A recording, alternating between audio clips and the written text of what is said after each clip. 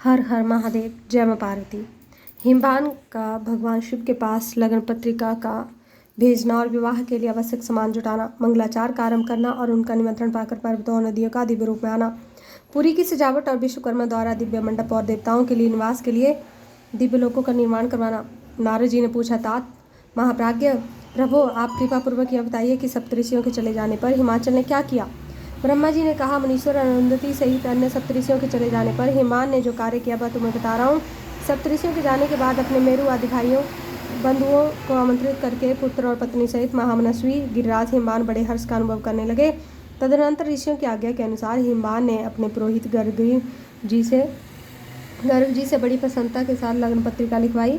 उस पत्रिका को उन्होंने भगवान शिव के पास भेजा। पर्वतराज के बहुत से आत्मीयजन प्रसन्न मन से नाना प्रकार की सामग्रियां लेकर वहां गए। कैलाश पर भगवान शिव के समीप पहुंचकर उन लोगों ने शिव को तिलक लगाया और वह लगन पत्र उनके हाथ में दे दिया। वहां भगवान शिव ने उन सबका यथायोग्य विशेष सत्कार किया। फिर वे सब लोग संचित हो शैलराज के पास लौट आए।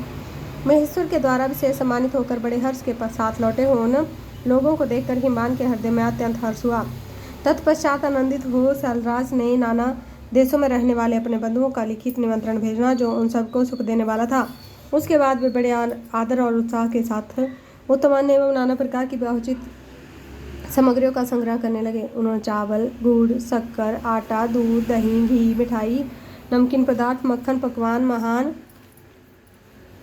स्वादिष्ट रस और नाना प्रकार के व्यंजन इतने अधिक एकत्रित किए कि सूखे पदार्थों के पहाड़ खड़े हो गए तथा द्रव्य पदार्थों की बावड़ियां लगी। शिव जी के पार्षद और देवताओं के लिए हित कर नाना प्रकार की वस्तुएं, भांति भांति के बहुमूल्य वस्त्र, आग में तपाकर शुद्ध किए हुए सुवर्ण, रजत और विभिन्न प्रकार के मणिरत्न और इनका अन्य उपयोगी द्रव्यों का विधिपूर्वक संग्रह करके गिरिराज ने मंगलकारी दिन में मांगलिक कृत्य करना आरंभ कर दिया। पर्वतराज के घर की स्त्रियों ने पार्वती का संस्कार करवाया। भांति भांति के आभूषणों से विभूषित हुई राजभवन की उन सुंदरी स्त्रियों ने सानंद मंगल कार्य का संपादन किया। नगर के ब्राह्मणों की स्त्रियों ने स्वयं बड़े हर्ष के साथ लोकाचार का अनुष्ठान किया। उसमें मंगलपूर्वक भांति भांति के उत्सव मनाए गए। हर्ष भरे हृदय से उत्तम मंगलाचार का संपादन करके हिमालय भी सर्वतोभावेन बड़े प्रसन्न हुए और अपने निमंत्रित बंधुजनों के आगमन की उत्सुकता पूर्वक प्रतीक्षा करने लगे। इसी बीच में उनके निमंत्रित बंधु बांधव आने लगे। देवताओं के निवासभूत नाना प्रकार के मणियों और महारत्नों को यत्रपूर्वक साथ ले अपनी स्त्री पुरुषों के साथ हिमालय के घर गए।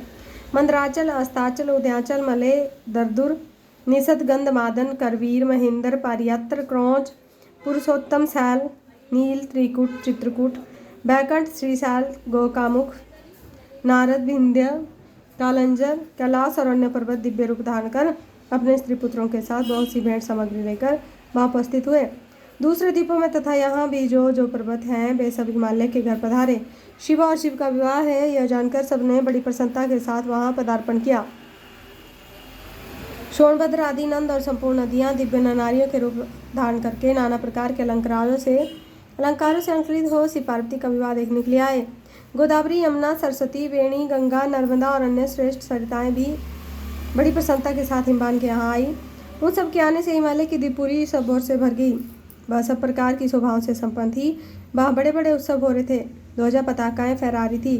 बंदरबारों से अधिक शोभा पा रही थी। चारों ओर चंदोबे से तने होने से वहाँ सूर्य का दर्शन नहीं होता था। भांति भांति की नीली पीली आदि प्रभा उस पुरी की शोभा बढ़ाती थी। हिमालय ने भी बड़ी प्रसन्नता के साथ अपने यहाँ पधारे हुए सभी स्त्री पुरुषों का यथायोग्य आदर सत्कार किया और सबको अलग अलग सुंदर स्थानों में ठहराया। अनेक अनेक उपयुक्त सामग्री देकर सबको पूर्ण संतुष्ट किया। बोले भोलानाथ की जय हो, माता पार्वती की जय हो।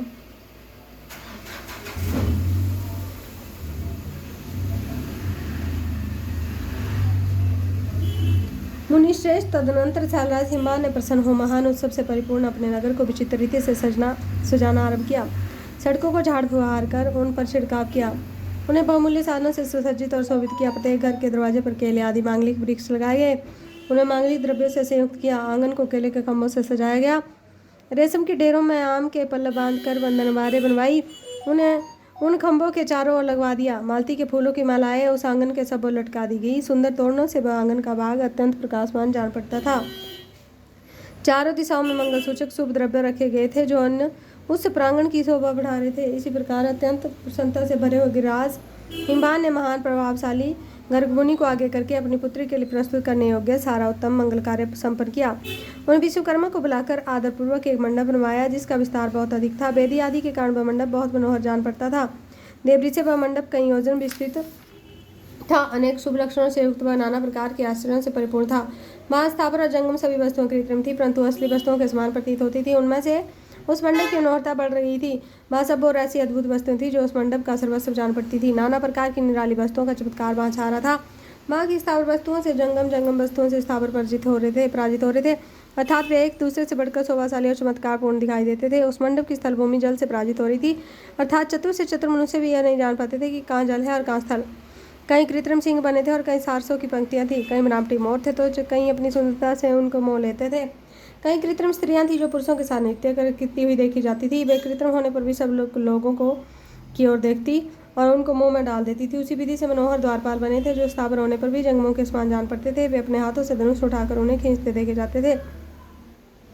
द्वार पर कृत्रिम महालक्ष्मी खड़ी थी जिनकी रचना अद्भुत थी। बस वह शुभ लक्षणों से युक्त दिखाई देती थी।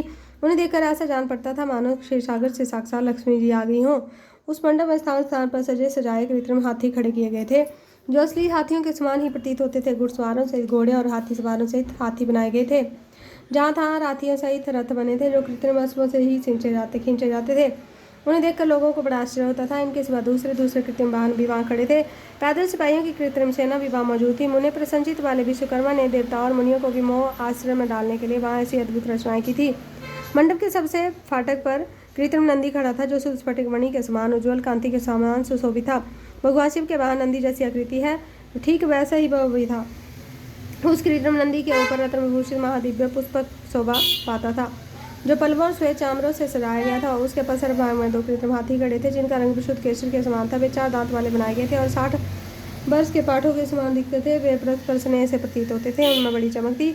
इस प्रकार सूर्य के समान अत्यंत प्रकाशमान हो दिव्य अशुभ भी विश्वकर्मा ने बनाए थे जो चमर से अलंकृत हो दिव्य आभूषणों से विभूषित थे। श्रेष्ठ रत्नमय आभूषण से संपन्न कवचधारी लोकपाल और संपूर्ण देवता भी वहाँ विश्वकर्मा द्वारा रचे गए थे जो ठीक उन्हीं लोकपालों और देवताओं से मिलते जुलते थे। इस तरह भृगु आदि समस्त तपोधन ऋषि अन्य उपदेवता और सिद्ध भी उनके द्वारा वहाँ निर्मित किए गए थे। गरुड़ आदि समस्त पार्षदों से युक्त भगवान विष्णु का कृत्रिम विग्रह भी विश्वकर्मा ने बनाया था जिसका स्वरूप साक्षात श्रीहरि के समान ही आश्चर्यजनक था। नारद उसी प्रकार पुत्रों वेदों और सिद्धों से बने हुए गिरे हुए मुझ ब्रह्मा की प्रतिमा वहाँ बनाई गई थी जो मेरे समान ही वैदिक सूक्तों का पाठ करी थी। रावत हाथी पर चढ़े हुए देवराजेंद्र भी वहाँ दल बल के साथ खड़े थे। वे भी कृत्रिम ही बनाए गए थे और परिपूर्ण चंद्रमा के समान प्रकाशित होते थे। देवरी से बहुत कहने से क्या लाभ। हिमाचल से प्रेरित हुए विश्वकर्मा ने वहाँ भी शीघ्र ही संपूर्ण देव समाज के कृत्रिम विग्रहों का निर्माण कर दिया था। इस प्रकार उन्होंने दिव्य मंडप की रचना की थी। वह मंडप अनेक आश्चर्यों से युक्त महान और देवताओं को भी मोह लेने वाला था। तदनंतर गिरिराज हिमान की आज्ञा से परम बुद्धिमान विश्वकर्मा ने देवता आदि के निवास के लिए उनके कृत्रिम लोकों का भी यत्नपूर्वक निर्माण किया। उन्हीं लोकों में उन्होंने उन देवताओं के लिए अत्यंत तेजस्वी परम अद्भुत और सुखदायक बड़े बड़े दिव्य मंचों से आसनों की रचना की। इस तरह उन्होंने मुझ स्वयंभू ब्रह्मा के निवास के लिए क्षण भर में अद्भुत सत्यलोक की रचना कर डाली जो उत्तम दीप्ति से उदीप्त हो रही थी। साथ ही भगवान विष्णु के लिए भी क्षण भर में दूसरे दिव्य विकंठ लोक का निर्माण किया गया जो परम उज्ज्वल और नाना प्रकार के आश्रयों से परिपूर्ण था। इसी तरह विश्वकर्मा ने देवराजेंद्र के लिए भी दिव्य अद्भुत उत्तम और समस्त ऐश्वर्यों से संपन्न गृह की रचना की। अन्य लोकपालों के लिए भी उन्होंने प्रसन्नतापूर्वक बड़े सुंदर दिव्य अद्भुत एवं बड़े बड़े भवन बनाए। फिर क्रमशः समस्त देवताओं के लिए भी उन्होंने क्रमशः विचित्र गृहों का निर्माण किया।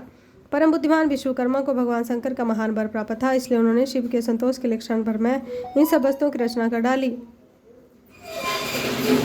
तदनंतर से उसी प्रकार भगवान शंकर के लिए भी उन्होंने एक शोभाशाली गृह का निर्माण किया जो शिव के चिन्ह से युक्त और शिवलोकवर्ती दिव्य भवन के समान ही अनुपम था। श्रेष्ठ देवताओं ने उसकी बुरी बुरी प्रशंसा की। वह परम उज्ज्वल महान महाप्रभापुंज से उदासित उत्तम और अद्भुत था। विश्वकर्मा ने भगवान शिव की प्रसन्नता के लिए वहाँ ऐसी अद्भुत रचना की थी जो परम उज्ज्वल होने के साथ ही साक्षात महादेव जी को भी आश्रय में डालने वाली थी। इस प्रकार ये सारा लौकिक व्यवहार करके हिमाचल बड़ी प्रसन्नता के साथ भगवान शंभू के शुभागमन की प्रतीक्षा करने लगे। देवरी से हिमालय का सारा दायक वृत्तांत मैंने तुमसे क्या सुना और क्या सुना चाहते बोलिए।